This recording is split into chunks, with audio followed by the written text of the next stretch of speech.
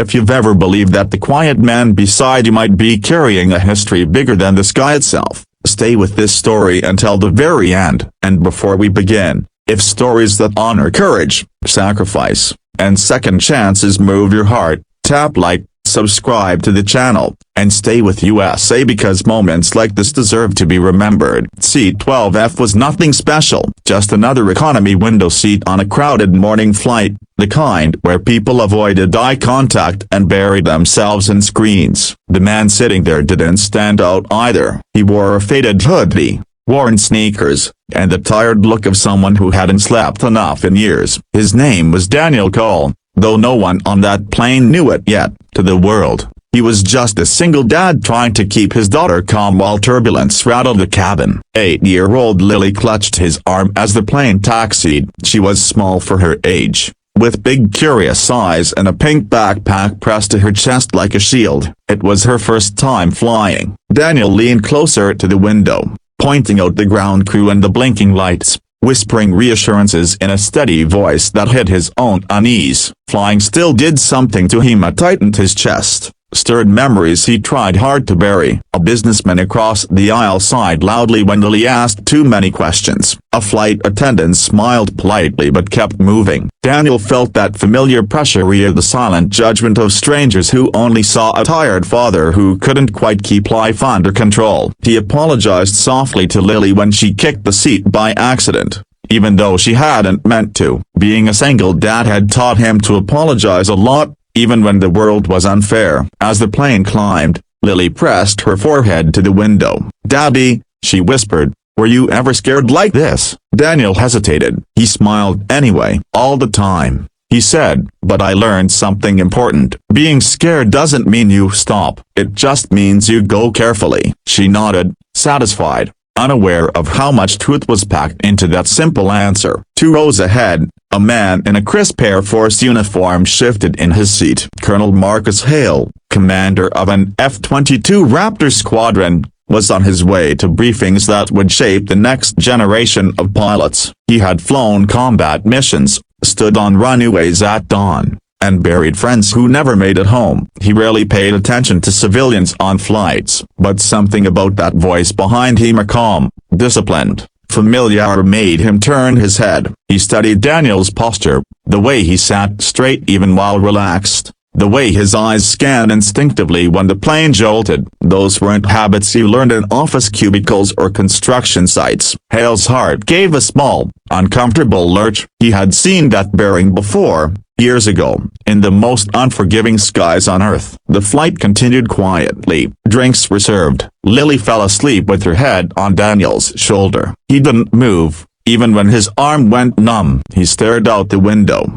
watching clouds roll by like old ghosts. He remembered another sky loud, violent, alive with radio chatter and flashing warnings. He remembered a call sign he hadn't heard spoken aloud in years. Viper 1. Once, that name had meant everything. Once, it had been whispered with awe and relief over secure channels. Once, it had belonged to the best pilot Daniel Cole had ever known himself. But that life ended the night a mission went wrong. A sudden pocket of turbulence shook the plane harder than before. Lily stirred, gasping. Daniel's hand was instantly on her back, steady and sure. Around them, passengers murmured anxiously. Somewhere in the cabin, a glass clinked sharply. Colonel Hale stood up before he consciously decided to. He turned fully now, staring down the aisle at the man in C-12F. Recognition slammed into him like a missile lock. The scar along Daniel's hairline, the eyes older, heavier, but unmistakable. Hale's breath caught. He stepped into the aisle,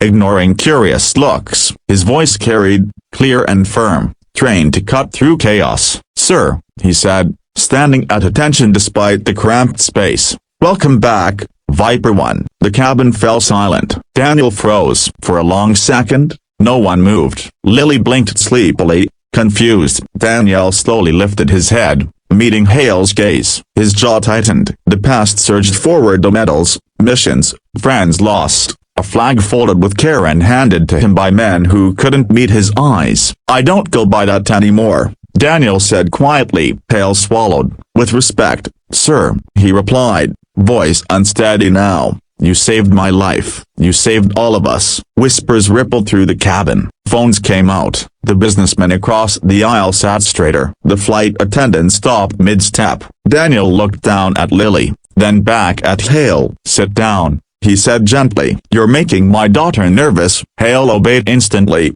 returning to his seat, hands trembling. For the rest of the flight, tension hummed like an exposed wire. When Lily woke again, she sensed something had changed. People smiled at her now. One woman offered her candy. The man who had sighed earlier apologized awkwardly. After landing, as passengers stood to collect their bags, Hale approached Daniel again, more composed but no less emotional. "Sir," he said softly, "may I speak with you?" Daniel hesitated. He wanted to leave. He wanted to stay invisible. But Lily looked up at him, curious. "It's okay," she whispered. "You said being scared doesn't mean you stop." That did it. They stood near the jet bridge as people passed by. Hale spoke in low tones, recounting omission from 15 years ago, how Viper 1 had stayed in the fight despite damage, how he had guided younger pilots home through a storm of fire, how his final maneuver had prevented a catastrophe that would never make headlines. Daniel listened,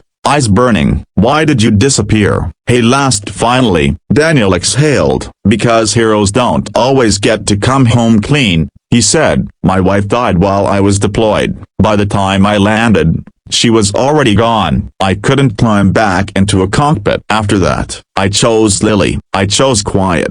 Hale nodded, understanding etched deep. "The Air Force never forgot you," he said. "Neither did we." Lily tugged Daniel's sleeve. "Daddy," she asked, "were you really a pilot?" Daniel knelt, meeting her eyes. "I was," he said, "a long time ago." Her face lit up, like the planes with the sharp wings. He smiled, tears finally breaking free. "Exactly like those." Hale saluted him one last time. Not for the crowd, not for the cameras, for the man. As Daniel and Lily walked away, something inside him shifted. He wasn't just a single dad in C-12F anymore. He was proof that courage doesn't vanish, it just changes shape. Sometimes it looks like flying into danger. Sometimes it looks like holding a sleeping child at 30,000 feet and choosing love over glory. If this story reminded you that quiet people may carry extraordinary pasts, if it moved you to see strength in sacrifice and hope in second chances, please like this video and subscribe to the channel. Stories like this live on because you choose to share them. And remember, no matter where life seats you, your past victories still matter, and your greatest mission might be the one closest to your heart.